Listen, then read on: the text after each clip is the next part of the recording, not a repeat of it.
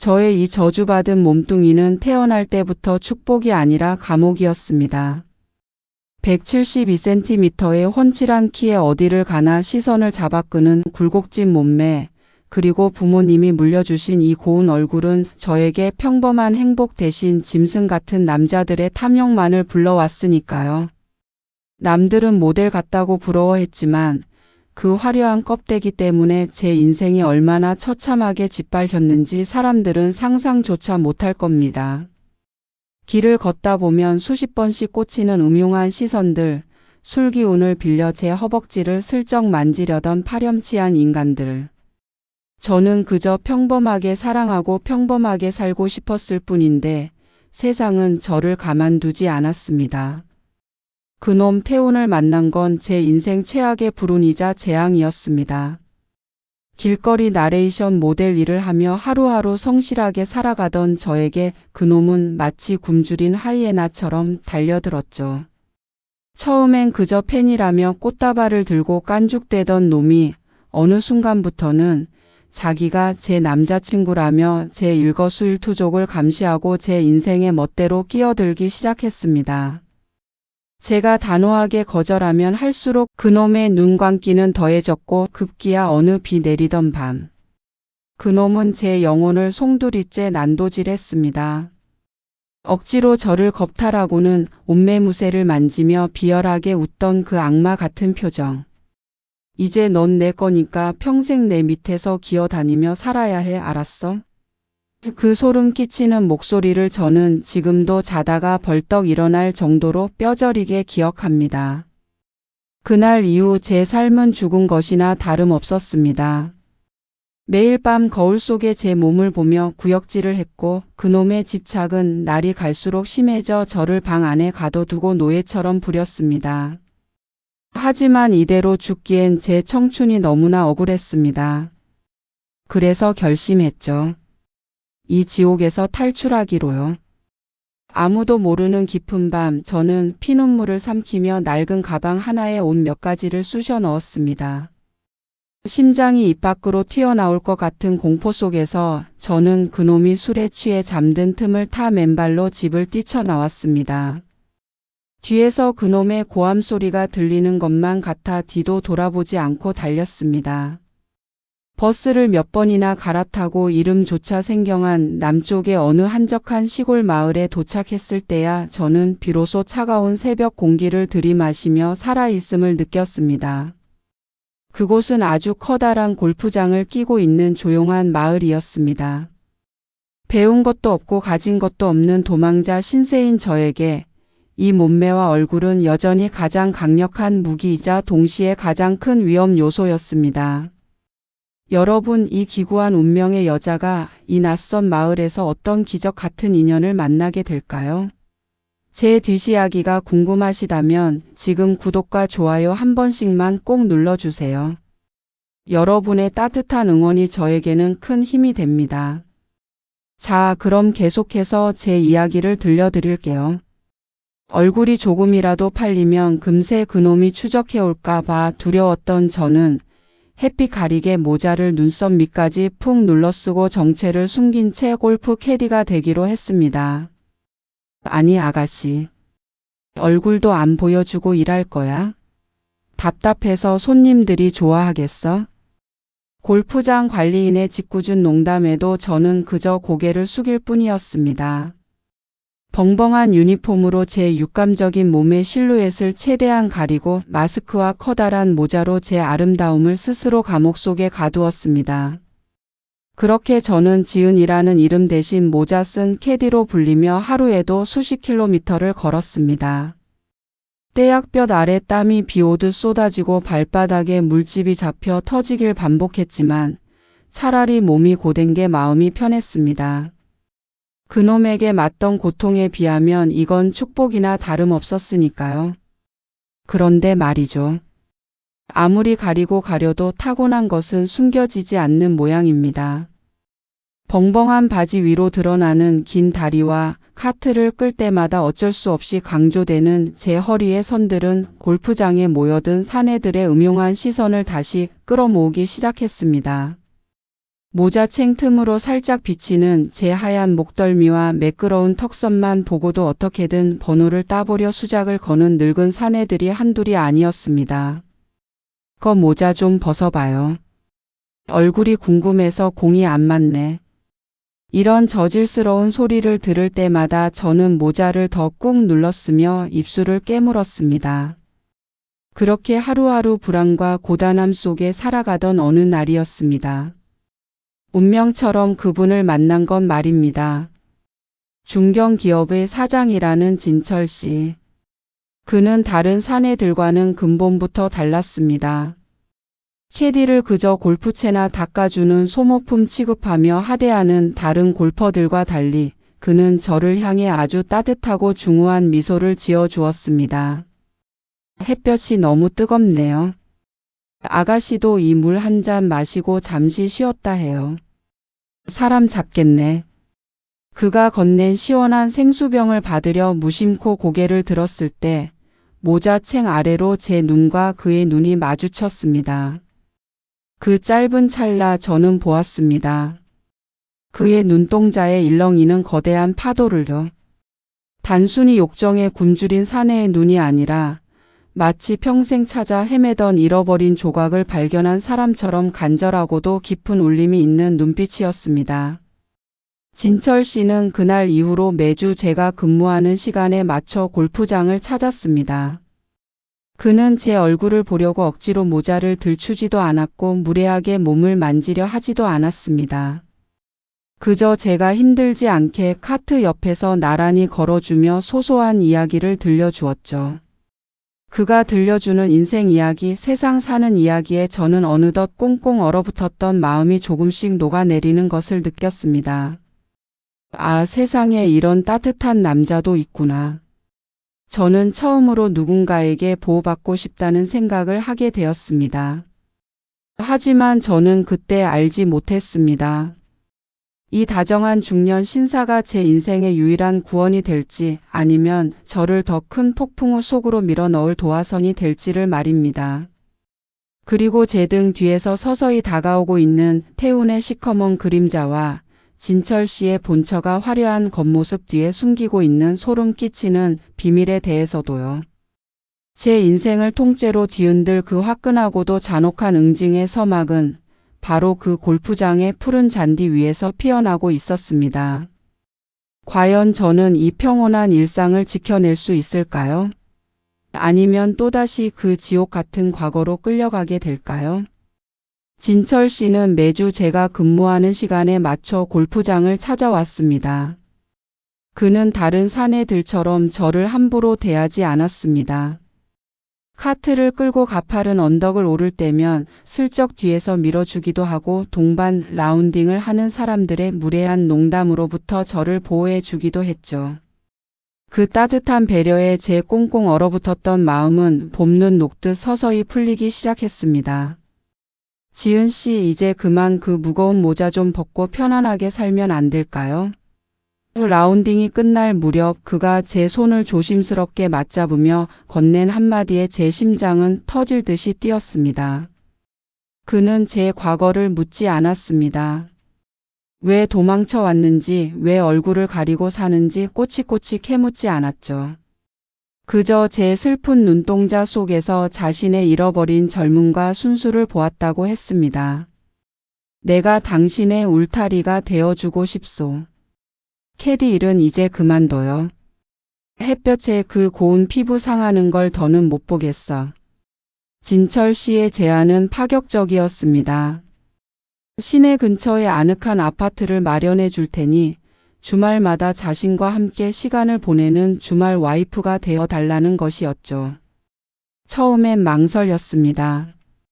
이것도 결국 돈으로 저를 사려는 남자들의 수작이 아닐까 의심도 했죠.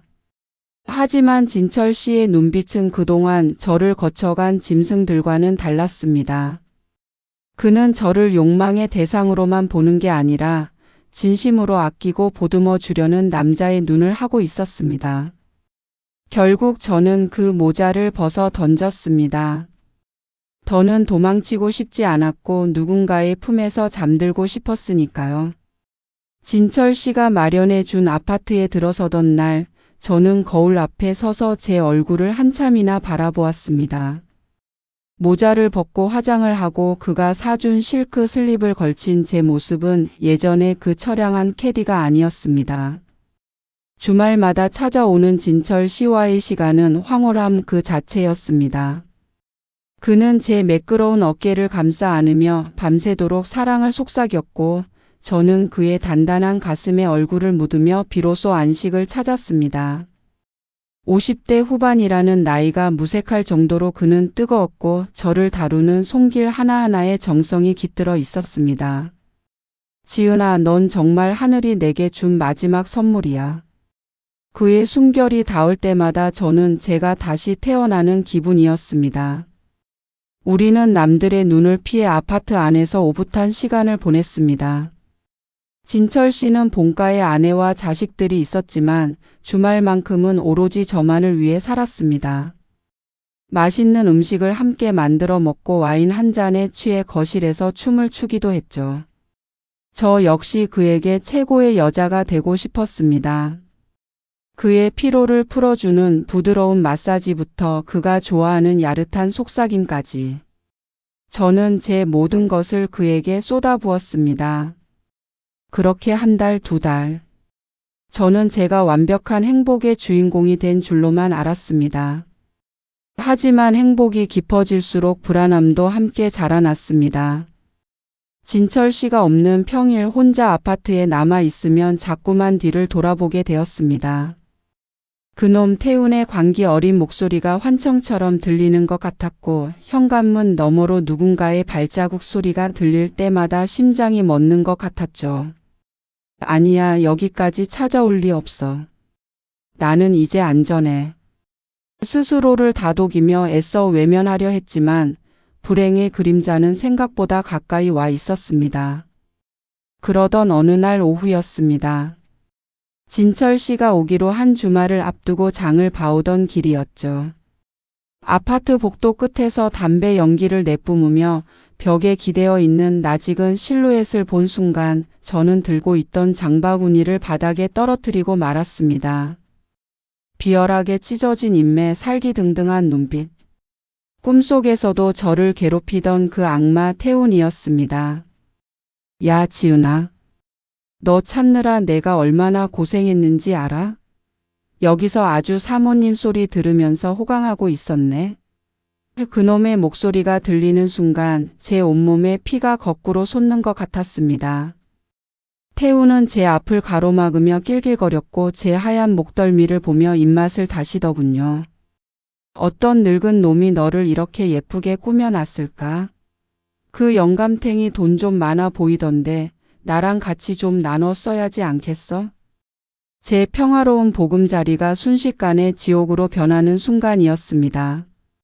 태우는 저를 밀치고 아파트 안으로 들이닥쳤고 거실에 놓인 진철 씨와의 사진을 보며 비웃음을 날렸습니다. 이제 모든 것이 끝났다는 절망감이 엄습했습니다. 하지만 진짜 공포는 거기서 끝이 아니었습니다. 태훈의 뒤를 이어 아파트 문을 열고 들어온 또 다른 그림자. 바로 진철 씨의 본처였습니다. 매서운 눈매에 화려한 담수 진주 목걸이를 건 그녀는 제 뺨을 사정없이 내리치며 소리쳤습니다. 내까짓 게 내 남편을 꼬드겨? 당장 이 집에서 나가. 안 그러면 내 얼굴을 갈기갈기 찢어버릴 테니까. 지옥에서 온 사자처럼 나타난 두 사람 사이에서 저는 숨도 쉬지 못하고 떨고 있었습니다.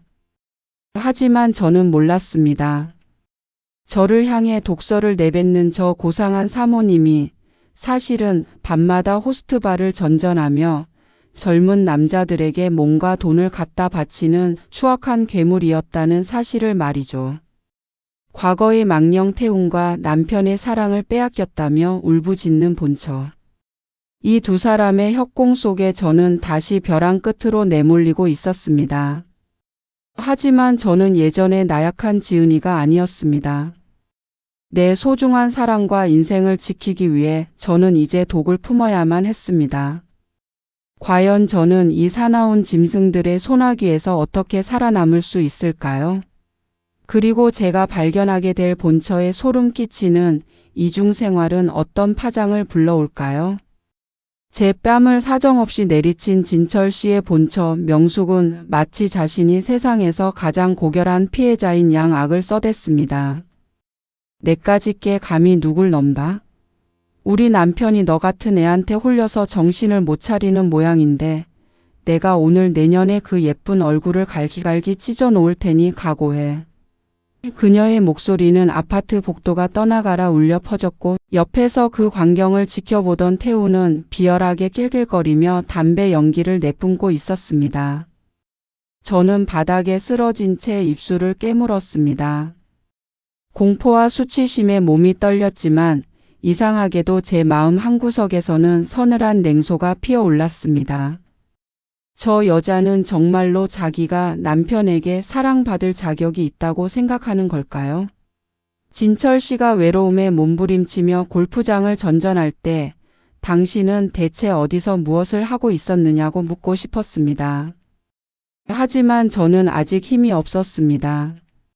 명숙은 제 머리채를 휘어잡고 바닥을 질질 끌며 온갖 입에 담지 못할 욕설을 퍼부었습니다. 너 같은 환양녀는 매가 약이야. 내 남편 돈으로 호강하니까 좋았니? 이 아파트에서 당장 몸뚱이만 나가. 안 그러면 내 부모 형제까지 다 찾아내서 매장에 버릴 테니까. 명숙의 협박은 잔인했습니다.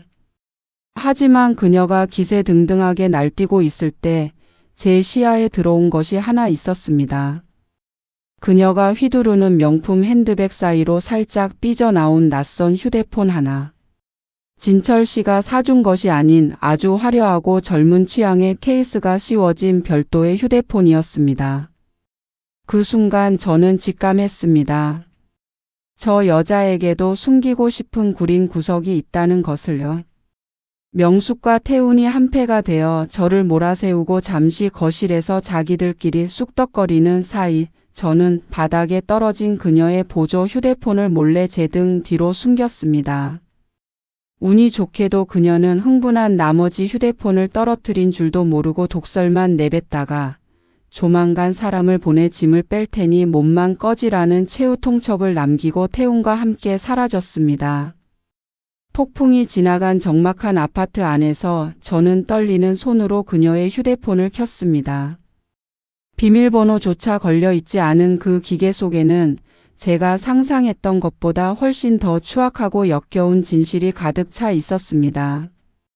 갤러리에는 40대 중반의 번지르르한 남자와 찍은 외설적인 사진들이 수천 장이 넘게 저장되어 있었고 메시지 함에는 자기야, 오늘 남편 골프 치러 갔어. 호텔에서 봐. 라는 노골적인 미러가 10년 전부터 이어져 오고 있었습니다. 세상에. 저를 불륜녀라 몰아세우며 머리채를 잡던 그 고상한 사모님이 사실은 10년이 넘도록 호스트바 출신의 내연남에게 남편의 돈을 쏟아붓고 있었던 겁니다. 매달 수천만 원에 달하는 카드 명세서와 외제차 선물, 심지어 내연남의 이름으로 사준 오피스텔 계약서 사진까지. 명숙은 진철 씨의 피땀 어린 재산을 빼돌려 젊은 남자의 환심을 사는데 혈안이 되어 있었습니다. 그녀야말로 진정한 가정을 파괴한 주범이자 남편을 기만한 희대의 사기꾼이었던 것이죠. 저는 그 사진들을 하나하나 제 휴대폰으로 옮기며 눈물을 흘렸습니다. 슬퍼서가 아니라 너무 기가 막히고 화가 나서였습니다. 당신이 나한테 이럴 자격이 있다고? 감히 내 사랑을 더럽다고 욕해? 저는 주먹을 꽉 쥐었습니다. 이제 저는 더 이상 도망만 다니는 나약한 지은이가 아니었습니다. 제 손에는 이제 명숙을 단숨에 파멸시킬 강력한 핵폭탄이 들려 있었습니다. 하지만 서두르지 않기로 했습니다. 명숙뿐만 아니라 저를 괴롭혀온 저 악마 같은 태훈까지 한꺼번에 처리해야 했으니까요. 저는 거울 속에 제 얼굴을 보았습니다. 붉게 부어오른 뺨 위로 서늘한 미소가 번졌습니다. 그래, 어디 끝까지 가보자. 당신들이 꿈꾸는 지옥이 어떤 건지 내가 똑똑히 보여줄게. 그날 밤 진철 씨에게 전화가 왔습니다. 집안일 때문에 이번 주말에는 못 갈 것 같다는 그의 목소리는 평소보다 훨씬 지쳐 보였습니다. 아마 명숙이 집에서 그를 들볶고 있겠지요. 저는 그에게 아무 일 없다는 듯 다정한 목소리로 답했습니다. 괜찮아요, 사장님. 저는 여기서 사장님만 기다리고 있을게요. 사랑해요. 전화를 끊고 난 후 저는 명숙의 내연남에게 문자를 한 통 보냈습니다. 명숙의 휴대폰에 저장된 그의 번호로 말이죠. 자기야, 나 지금 아파트에 있어. 남편 골프 라운딩 갔어. 빨리 와. 덫은 놓였습니다. 탐욕의 눈먼 짐승들이 제 발로 무덤에 들어오기만을 기다리면 됩니다. 과연 내연남은 나타날까요? 그리고 이 사실을 알게 된 진철 씨는 어떤 선택을 하게 될까요? 제 처절하고도 화끈한 반격의 서막이 이제 막 오르고 있었습니다.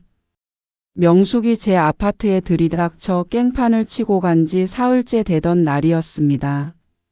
제 뺨에 붓기는 가라앉았지만 마음속에 자리 잡은 명숙에 대한 분노와 서늘한 복수심은 갈수록 뜨거워졌죠. 그녀의 보조 휴대폰 속 추악한 비밀을 움켜쥔 저는 쥐새끼처럼 숨어 다니는 대신 정면 돌파를 선택했습니다. 명숙의 휴대폰에 저장된 내연남 민석과의 메시지를 분석한 결과 두 사람은 진철 씨가 장기 출장을 가거나 골프 라운딩을 나가는 날을 노려 대담하게도 진철 씨의 본가 안방에서 밀회를 즐겨왔다는 사실을 알아냈습니다. 세상에 어떻게 남편이 자는 침대에 다른 남자를 끌어들일 수 있을까요? 그 뻔뻔함에 소름이 끼쳤습니다. 마침 진철 씨는 이번 주말 중요한 비즈니스 골프 대회가 있어 1박 2일로 지방에 내려가기로 되어 있었습니다. 명숙에게는 더할 나위 없는 기회였죠. 저는 진철 씨에게는 몸이 안 좋아 아파트에 쉬겠다고 거짓말을 한 뒤 모자를 푹 눌러쓰고 진철 씨의 본가 근처로 향했습니다. 고급 주택가 으슥한 골목에 차를 세우고 숨죽여 기다린 지 3시간 남짓. 드디어 명숙의 고급 외제차가 대문을 지나 주차장으로 들어갔고 잠시 후 40대 중반의 번지르르한 남자 민석이 택시에서 내려 익숙한 듯 초인종도 누르지 않고 대문을 통과해 집 안으로 들어가는 모습을 포착했습니다. 와, 정말 대단들 하시네. 저는 차 안에서 캠코더를 꺼내 그들의 입장을 꼼꼼히 촬영했습니다. 그리고 명숙의 휴대폰으로 민석에게 문자를 보냈습니다. 자기야, 나 지금 샤워 중이니까 안방으로 바로 올라와. 와인 따놨어. 민석은 의심 없이 집 안으로 사라졌고 저는 숨을 죽이며 다음 작전을 준비했습니다. 제 계획은 단순하지만 치명적이었습니다. 진철 씨에게 이 끔찍한 현장을 똑똑히 보여주는 것, 그것만이 제가 살 길이자 명숙을 파멸시킬 유일한 방법이었으니까요. 저는 떨리는 손으로 진철 씨에게 전화를 걸었습니다. 사장님, 죄송해요. 주무시는데. 너무 무서워서요. 저는 일부러 겁에 질린 목소리로 연기를 했습니다. 태훈이가 또 아파트에 찾아와서 사장님 본가에 가서 사모님께 무릎 꿇고 빌라고 협박해요. 지금 본가 대문 앞인데 무서워서 못 들어가겠어요. 사장님, 제발 와주세요. 진철 씨는 제 비명 섞인 목소리에 깜짝 놀라며 골프고 뭐고 다 팽개치고 지금 당장 올라오겠다고 했습니다. 서울까지는 2시간. 그 2시간이 제 인생을 결정지을 운명의 시간이었습니다. 저는 대문 밖 으슥한 곳에 숨어서 진철 씨가 도착하기만을 기다렸습니다. 안방 창문 너머로 희미한 불빛이 새어나오고 가끔 두 사람의 웃음소리가 들리는 것 같아 구역질이 났습니다. 진철 씨가 이 모습을 보면 얼마나 피눈물을 흘리실까. 마음이 아팠지만 이것은 피할 수 없는 현실이었습니다. 드디어 2시간 뒤 진철 씨의 차가 거칠게 코너를 돌며 집 앞에 멈춰 섰습니다. 그는 차에서 내리자마자 땀범벅이 된 얼굴로 저를 찾았습니다. 지은아, 괜찮니? 태훈이는 어디 갔어? 걱정스러운 눈빛으로 제 어깨를 감싸 안는 그의 품에서 저는 눈물을 터뜨렸습니다. 사장님, 태훈이는 사모님 만나러 집 안으로 들어갔어요. 저는 무서워서 대문 밖에서 기다리고 있었어요. 저는 거짓말로 그를 집 안으로 유인했습니다. 진철 씨는 분노에 찬 얼굴로 대문을 걷어차고 집 안으로 들이닥쳤습니다. 저는 그를 따라 조용히 집 안으로 발을 들였습니다. 거실을 지나 2층 안방으로 향하는 계단을 오를 때마다 제 심장은 터질 듯이 쿵쾅거렸습니다. 진철 씨는 안방 문 앞에 멈춰 서서 숨을 고르더니 거칠게 문고리를 돌렸습니다. 쾅! 문이 열리는 순간 안방 침대 위에서는 차마 눈 뜨고 볼 수 없는 광경이 펼쳐지고 있었습니다. 발라 상태의 명숙과 민석이 와인잔을 든 채 엉겨붙어 있었고 진철 씨가 들어오는 소리에 비명을 지르며 이불을 끌어당겼습니다. 당신이 왜 여기? 명숙은 사색이 되어 말을 더듬었고 민석은 겁에 질려 침대 구석으로 도망쳤습니다. 진철 씨는 그 자리에서 얼어붙은 듯 꼼짝도 하지 않았습니다. 그의 눈동자는 배신감과 절망으로 가득 찼고 입술은 부들부들 떨리고 있었습니다. 10년 넘게 믿어온 아내가 자신의 안방에서 다른 사내와 붙어먹고 있었다니. 그 충격은 상상조차 할 수 없을 만큼 컸을 것입니다. 저는 안방 문틀에 기대어 명숙을 향해 서늘한 미소를 지어주었습니다. 자, 이제 누가 불륜녀고 누가 진짜 환양년인지 똑똑히 알겠지? 진철 씨는 천천히 침대 앞으로 걸어가 바닥에 떨어져 있던 명숙의 보조 휴대폰을 집어들었습니다. 그 속에는 제가 전송해둔 민석과의 질적거리는 메시지와 사진들이 고스란히 남아 있었죠. 그는 휴대폰을 명숙의 얼굴에 내던지며 짐승 같은 울음을 터뜨렸습니다. 이 더러운 년. 감히 내 집에서 내 침대에서. 안방은 순식간에 아수라장이 되었습니다. 진철 씨는 민석을 끌어내려 주먹을 날렸고 명숙은 진철 씨의 바지가랑이를 붙잡고 울고불고 매달렸습니다. 당신 오해예요. 제가 잘못했어요. 한 번만 용서해 주세요. 가소로운 변명이었습니다. 저는 그 광경을 캠코더로 꼼꼼히 촬영하며 마음속으로 쾌재를 불렀습니다. 명숙의 파멸은 이제 시간 문제였습니다. 하지만 진짜 공포는 아직 끝나지 않았습니다. 안방 소란에 놀란 가사도우미가 경찰에 신고를 했고 잠시 후 사이렌 소리와 함께 경찰들이 들이닥쳤으니까요. 불륜 현장을 목격한 남편의 폭행, 그리고 현행범으로 체포된 본처와 내연남. 이 기가 막힌 상황 속에서 저는 슬그머니 자취를 감췄습니다. 아직 처리해야 할 쓰레기가 하나 더 남아 있었거든요. 바로 저를 괴롭혀온 저 악마 같은 태훈이 말이죠. 명숙을 처리했으니 이제 태훈을 이용해 마지막 한 방을 날릴 차례였습니다. 과연 저는 이 난장판 속에서 어떻게 마지막 사이다 복수를 완성할 수 있을까요? 그리고 진철 씨는 명숙과의 관계를 어떻게 정리하게 될까요? 제 처절하고도 잔혹한 응징은 이제 마지막 종착역을 향해 달려가고 있었습니다. 경찰차의 파란 불빛이 진철 씨의 저택 담장을 어지럽게 비추고 명숙과 그 내연남이 수치심에 고개를 숙인 채 연행되는 그 아수라장 속에서 저는 그림자처럼 빠져나왔습니다. 진철 씨는 배신감에 몸을 떨며 거실 소파에 주저앉아 있었지만 지금 그를 위로하는 것보다 더 급한 일이 있었죠. 대문 밖 으슥한 나무 그늘 아래 상황이 예상치 못하게 돌아가자 당황해서 어쩔 줄 몰라 하는 태훈의 실루엣이 보였습니다. 그놈은 제가 진철 씨를 불러내 명숙의 현장을 덮칠 줄은 꿈에도 몰랐을 겁니다. 명숙과 한패가 되어 저를 협박하고 돈을 뜯어낼 궁리만 하던 놈에게 명숙의 몰락은 곧 자신의 돈줄이 끊기는 것과 다름없었으니까요. 저는 일부러 모자를 깊게 눌러쓰고 그놈의 곁으로 다가갔습니다. 야, 김태훈. 구경 잘했어? 내 든든한 백이었던 사모님이 저 꼴이 됐는데 이제 넌 어쩌나? 제 목소리에 쏘스라치게 놀란 태훈이 뒤를 돌아보았습니다. 그놈의 눈에는 이제껏 본 적 없는 비겁한 공포가 서려 있었습니다. 너 인연, 이게 다 내가 꾸민 짓이지? 내가 감히 나를 물먹여? 태훈은 습관처럼 주먹을 치켜들었지만 저는 눈 하나 깜짝하지 않았습니다.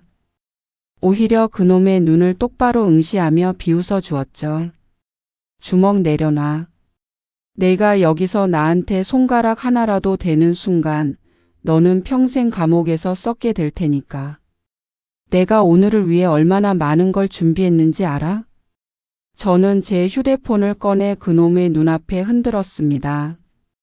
거기에 명숙이 저를 협박할 때 태훈이 옆에서 거들며 내뱉었던 욕설과 공갈 협박의 녹취록, 그리고 그동안 그놈이 저를 스토킹하고 폭행했던 모든 증거물이 일목요연하게 정리되어 있었습니다. 무엇보다 결정적인 건 명숙이 남편의 비자금을 빼돌려 태훈에게 지은을 처리해달라며 입금했던 통장 내역 사본이었습니다. 명숙의 보조 휴대폰에서 이미 다 확보해둔 자료였죠. 너 명숙이랑 짜고 사람 매장하려고 한 거, 그거 특수공갈에 살인 예비 음모까지 갈 수 있는 거 알지? 경찰들이 아직 저 집 안에 있거든. 내가 지금 들어가서 이거 넘겨주면 너는 오늘로 끝이야. 태훈의 얼굴이 순식간에 흑빛으로 변했습니다. 지은아, 우리 사이에 왜 이래? 내가 좀 심했던 거 인정해. 우리 좋게 해결하자, 응? 내가 다시는 내 눈앞에 안 나타날게. 제발 그것만은. 비굴하게 손을 모으고 비는 그놈의 모습이 가증스러웠습니다. 한때 제 인생을 지옥으로 몰아넣었던 악마가 고작 종이 몇 장과 파일 몇 개 앞에 이렇게 무릎을 꿇다니요. 저는 그놈을 차갑게 내려다보며 말했습니다. 좋게 해결? 아니, 나는 너를 아주 처절하게 밟아줄 생각이야.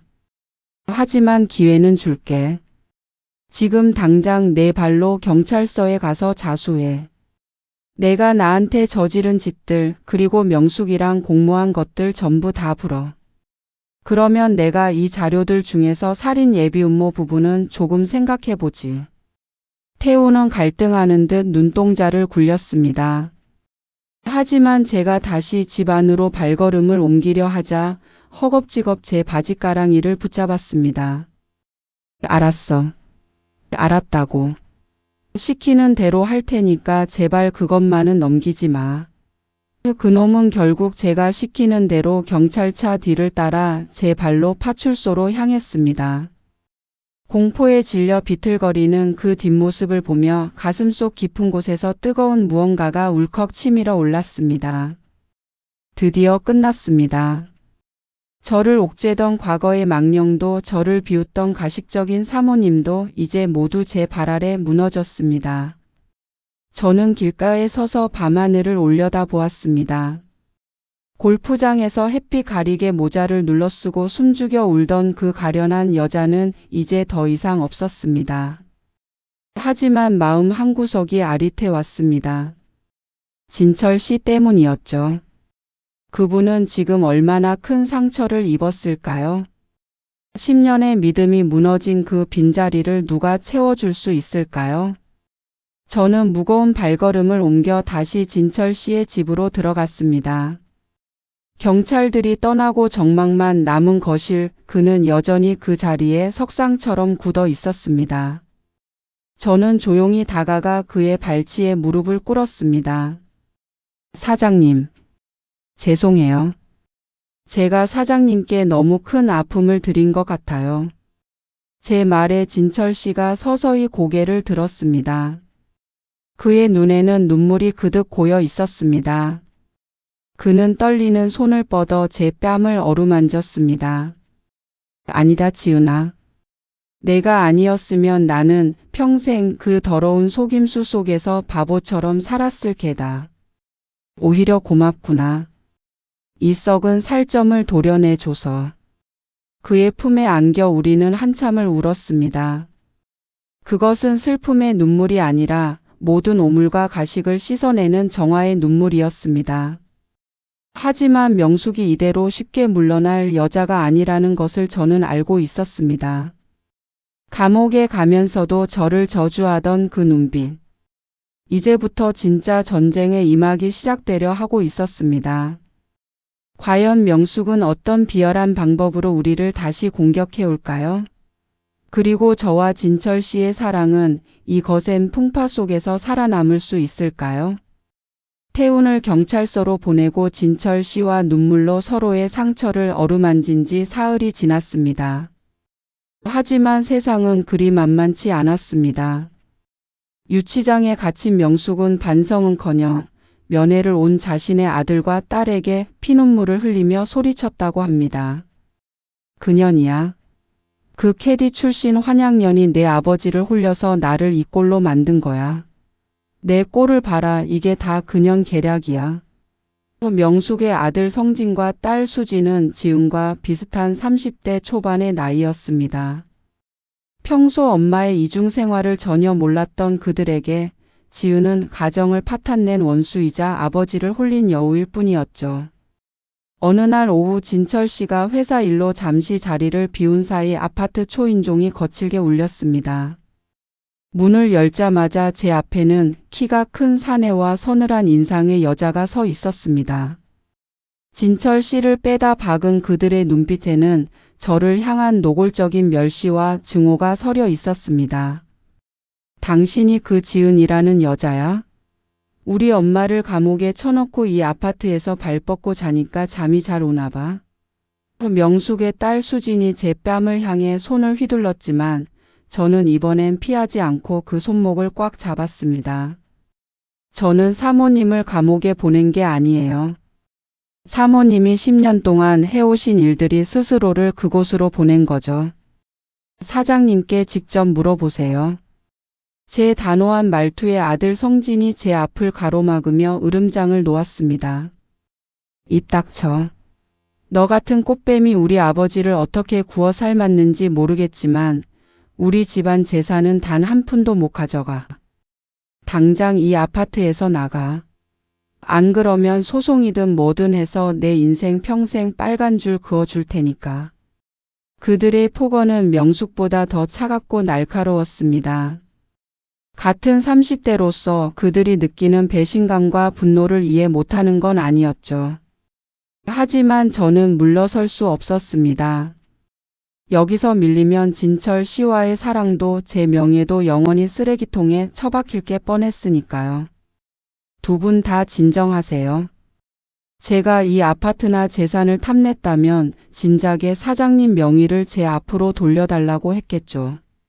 저는 그저 사장님 곁에서 조용히 살고 싶을 뿐이에요. 조용히?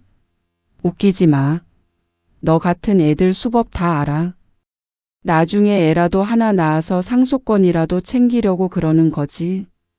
수진의 저질스러운 비아냥에 저는 가슴이 무너져 내리는 것 같았습니다. 제가 진심으로 사랑한 진철 씨와의 관계가 그들에게는 고작 돈을 노린 추잡한 계획으로 비친다는 사실이 너무나 비참했습니다. 그들은 집 안을 헤집으며 제 짐을 밖으로 내던지기 시작했습니다. 제가 골프장에서 쓰던 그 낡은 햇빛 가리개 모자도 거실 바닥에 짓밟혔습니다. 그때였습니다. 도어록 소리와 함께 진철 씨가 들이닥쳤습니다. 난장판이 된 거실과 울고 있는 저 그리고 기세등등하게 서 있는 자식들을 본 그의 얼굴은 순식간에 분노로 일그러졌습니다. 이게 무슨 짓들이야? 너희가 여기가 어디라고 와서 행패를 부려. 진철 씨의 호통에 성진과 수지는 당황했지만 곧바로 맞서 싸웠습니다. 아버지, 엄마가 감옥에 있는데 어떻게 이 여자랑 웃고 떠들 수 있어요? 정신 차리세요. 이 여자는 꽃뱀이라니까요. 꽃뱀? 꽃뱀은 내 엄마야. 10년 동안 내 등 뒤에서 호빠 애들하고 놀아난 내 엄마가 진짜 괴물이라고. 너희는 그 사실을 알고도 내 편이 아니라 그 여자 편을 드는 거냐? 진철 씨의 폭로에 자식들은 충격에 휩싸여 말을 잇지 못했습니다. 명숙이 그들에게는 자상한 엄마였을지 몰라도 진철 씨에게는 끔찍한 배신자였다는 사실을 그들은 외면하고 싶었던 거겠죠. 진철 씨는 자식들을 현관 밖으로 거칠게 밀어냈습니다. 다시는 내 눈앞에 나타나지 마라. 너희도 내 엄마랑 똑같아. 재산? 걱정하지 마라. 너희한테 갈 돈은 단 한 푼도 없을 테니까. 문이 닫히고 정적이 찾아왔습니다. 진철 씨는 무너지듯 제 앞에 무릎을 꿇고 제 손을 잡았습니다. 지은아, 미안하다. 내가 못나서 너를 이런 수모를 겪게 하는구나. 저는 그의 품에 안겨 소리 내어 울었습니다. 하지만 저는 예감할 수 있었습니다. 명숙의 자식들은 쉽게 포기하지 않을 거라는 것을요. 그들은 명숙의 변호사와 짜고 저를 성매매나 혼인 빙자 사기로 엮으려는 치밀한 음모를 꾸미고 있었습니다. 게다가 감옥에 있는 명숙은 태훈의 부하들을 매수해 저를 위협할 계획까지 세우고 있었죠. 우리의 사랑은 이제 가족이라는 거대한 벽과 법이라는 차가운 칼날 앞에 놓이게 되었습니다. 과연 저는 이 사나운 파도를 뚫고 진철 씨와 함께 도망칠 수 있을까요?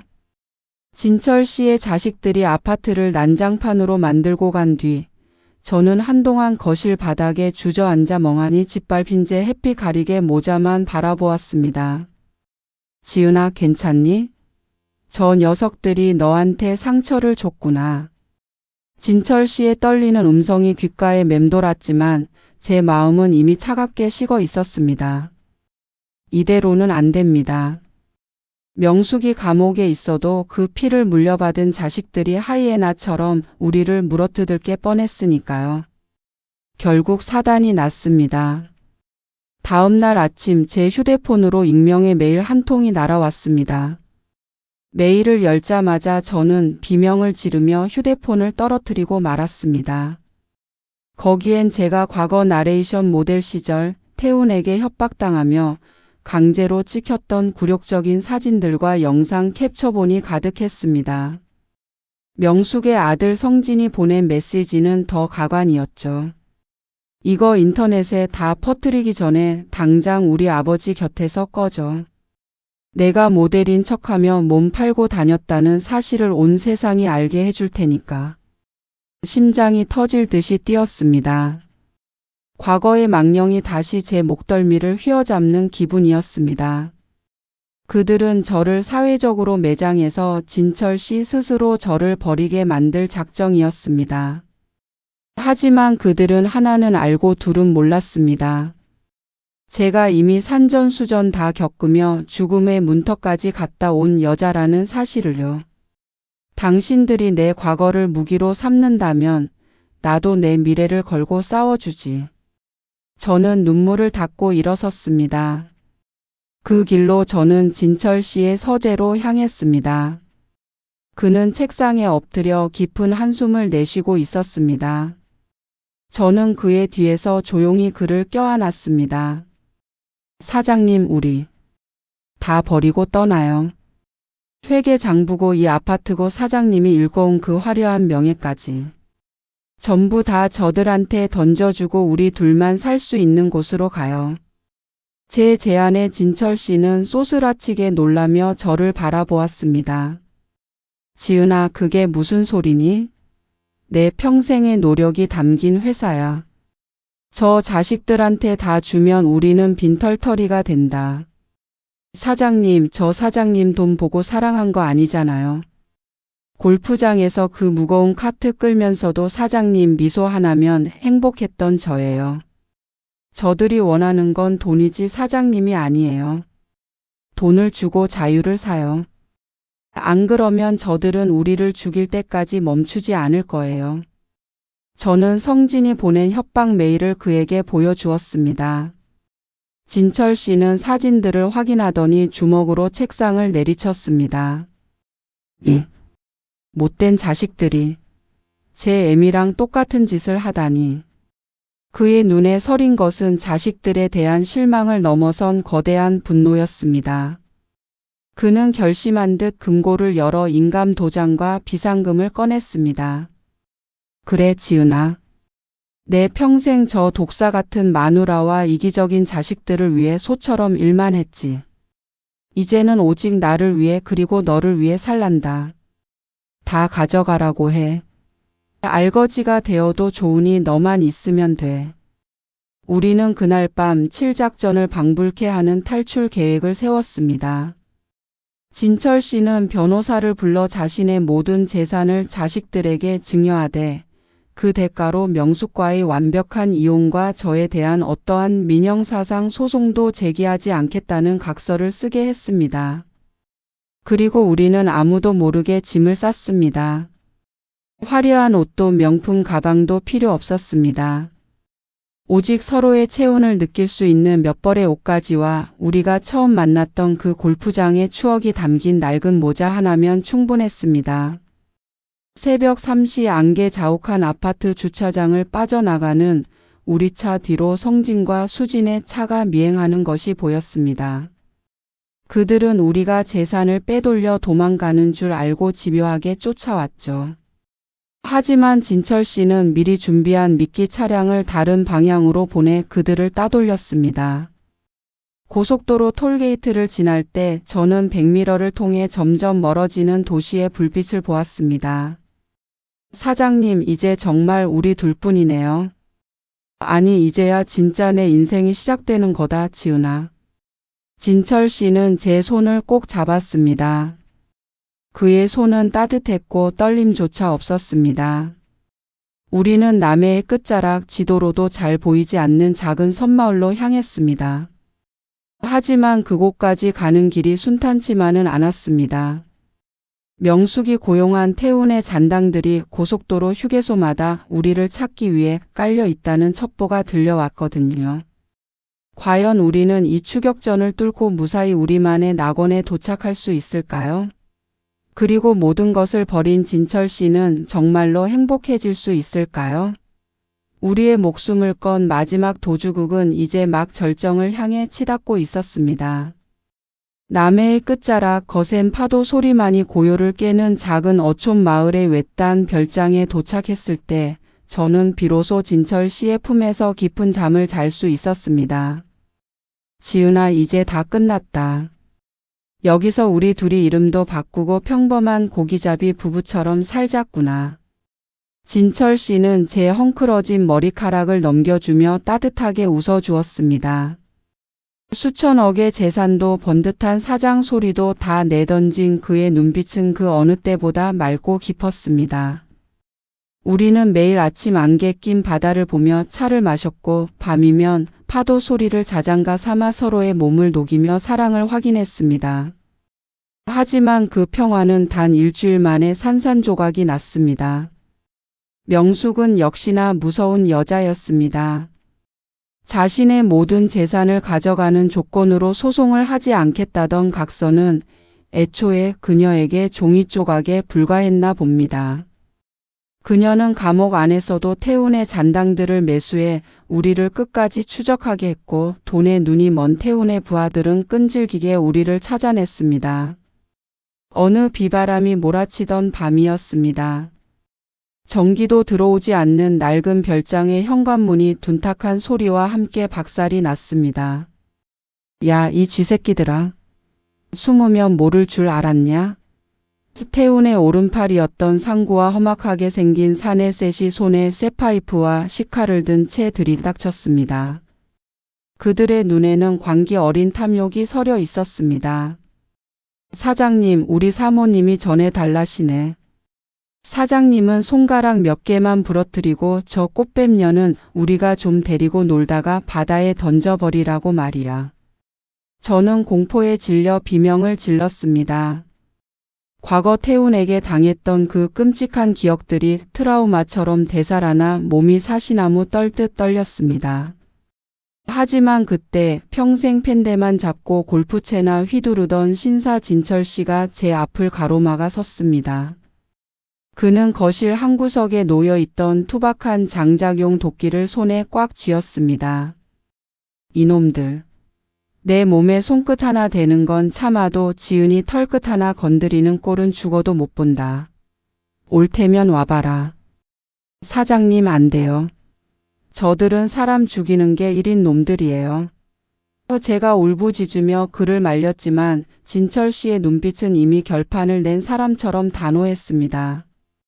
상구가 비웃으며 칼을 휘두르며 달려들었고 순식간에 별장은 피비린내 나는 아수라장이 되었습니다. 진철 씨는 어깨에 칼을 맞으면서도 도끼를 휘둘러 상구의 다리를 찍어 눌렀습니다. 50대 후반의 나이가 믿기지 않을 만큼 그는 오직 저를 지키겠다는 일념 하나로 짐승처럼 싸웠습니다. 지은아 뒤로 숨어.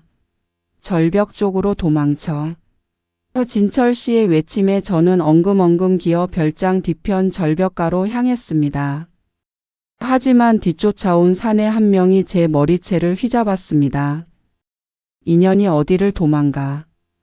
그 사내가 제 뺨을 후려치려는 순간 피칠갑이 된 진철 씨가 달려와 사내의 허리를 껴안고 함께 절벽 아래로 구를 듯이 몸을 던졌습니다. 사장님. 제 비명 소리가 남해 바다의 파도에 묻혔습니다.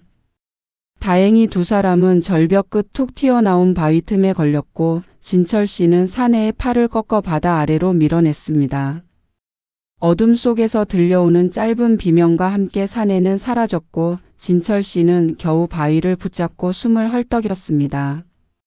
어깨에서 흐르는 붉은 피가 빗물에 씻겨 내려가는 모습에 제 가슴이 찢어지는 것 같았습니다. 지은아, 괜찮니? 무서워하지 마라. 내가 있다.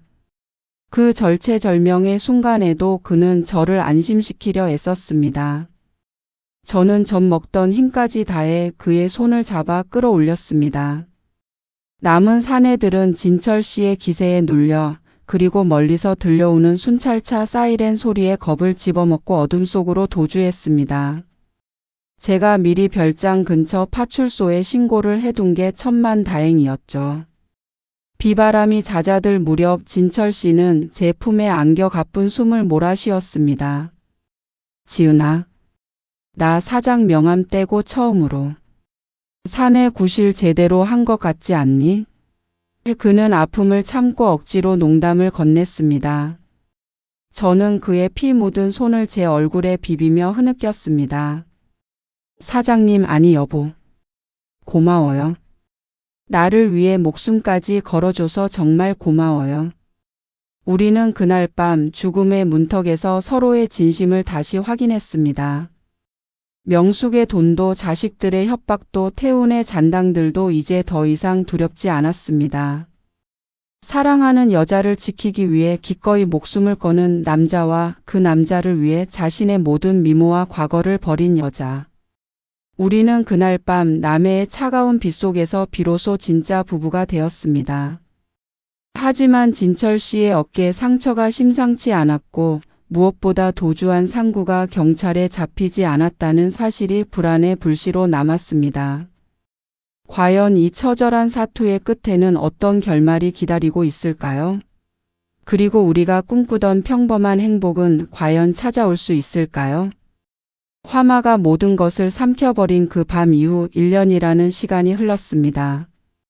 세상은 여전히 시끄럽고 사람들은 저마다의 욕망을 쫓아 바쁘게 움직이지만 여기 남해의 끝자락 작은 어촌 마을 미조의 시간은 윤슬처럼 반짝이며 느릿하게 흐릅니다. 저는 이제 더 이상 얼굴을 가리는 커다란 햇빛 가리개 모자를 쓰지 않습니다. 대신 따사로운 남쪽의 햇살을 온몸으로 받으며 제 이름 지은으로 당당하게 불리며 살아가고 있습니다. 진철 씨의 어깨 상처는 흉터로 남았지만 그는 그 흉터를 훈장처럼 생각합니다. 이 흉터가 없었으면 내가 너를 어떻게 지켰는지 까먹었을 거 아니냐. 그는 제 손을 잡으며 허어롭게 웃습니다. 명숙은 정신병원 폐쇄병동에서 여전히 과거의 환영과 싸우고 있고, 태우는 여러 건의 전과가 합쳐져 긴 수감 생활을 시작했다는 소식을 들었습니다. 진철 씨의 자식들은 가끔 안부 전화를 걸어오지만 우리는 그들에게 재산도 원망도 모두 넘겨준 채 그저 멀리서 서로의 무사함만을 빌어주는 사이가 되었습니다. 우리는 마을 언덕 위에 작은 카페 겸 민박집을 차렸습니다. 제가 구운 고소한 빵 냄새와 진철 씨가 직접 내린 커피 향이 진동하는 이곳에서 우리는 매일 아침 수평선 위로 떠오르는 붉은 해를 맞이합니다. 진철 씨는 이제 수천억을 주무르던 사장님이 아니라 동네 어르신들과 장기를 두고 텃밭에서 상추를 키우는 평범한 지은이 남편으로 불립니다. 그는 가끔 제가 기타를 연습할 때면 옆에서 서툰 솜씨로 박수를 쳐주기도 하죠. 여보, 나 이 곡 다 연습하면 사람들 앞에서 공연해도 될까? 제 질문에 진철 씨는 제 허리를 감싸 안으며 귓가에 속삭입니다. 당신이 원한다면 전 세계 어디든 무대로 만들어 줄게. 하지만 여기 사람들은 당신 미모 보느라 기타 소리는 하나도 못 들을걸? 그의 변함없는 사랑 고백에 저는 수줍게 웃음을 터뜨립니다. 30대 초반 인생이 끝난 줄만 알았던 그 절망의 구렁텅이에서 저를 건져 올린 건 결국 이 남자의 따뜻한 진심이었습니다. 어느 날 오후 바닷바람을 쐬며 해안가를 걷던 중 저는 모래사장에 버려진 낡은 모자 하나를 발견했습니다. 제가 골프장에서 썼던 것과 꼭 닮은 그 모자를 보며 지난 날의 고통과 눈물, 그리고 피비린내 나던 사투의 순간들을 떠올려 보았습니다. 그 모든 일들이 마치 전생의 일처럼 아득하게 느껴졌습니다. 저는 그 모자를 깊은 바다로 힘껏 던져버렸습니다. 파도에 휩쓸려 멀어져가는 모자를 보며 제 마음속에 남아있던 마지막 응어리까지 씻겨 내려가는 기분이었습니다. 지은아, 저녁 먹자. 오늘 갈치조림 맛있게 됐어. 멀리서 들려오는 진철 씨의 목소리에 저는 걸음을 재촉했습니다. 세상이 손가락질하던 불륜녀도 도망친 캐디도 짓밟힌 나레이션 모델도 아닌 오직 사랑받는 아내로서의 삶. 그것은 제가 평생 꿈꿔온 기적이었습니다. 우리는 비록 화려한 도심의 펜트하우스는 잃었지만 세상 그 무엇과도 바꿀 수 없는 마음의 평화를 얻었습니다. 이제 저는 압니다. 진짜 아름다움은 거울 속의 화려한 외모가 아니라 사랑하는 사람의 눈동자에 비친 내 평온한 모습이라는 것을요. 그리고 진짜 강함은 악에 맞서 싸우는 도끼가 아니라 모든 것을 용서하고 소중한 것을 지켜낼 줄 아는 인내라는 것을 말입니다. 저녁 노을이 남해 바다를 붉게 물들이고 우리 집 작은 창가에서는 따뜻한 불빛이 새어나옵니다. 진철 씨와 마주 앉아 밥을 먹고 오늘 하루 있었던 소소한 일들을 나누며 우리는 또 하루만큼 더 깊이 사랑할 것입니다. 잿더미 속에서 피어난 우리의 사랑은 이제 그 어떤 풍파에도 흔들리지 않는 단단한 나무가 되었습니다. 여러분, 인생의 끝이라고 생각되는 그 순간에도 희망은 늘 곁에 있습니다. 제가 그 산증인이니까요. 제 이야기를 들어주셔서 감사합니다. 저는 이제 진정한 행복 속으로 걸어갑니다.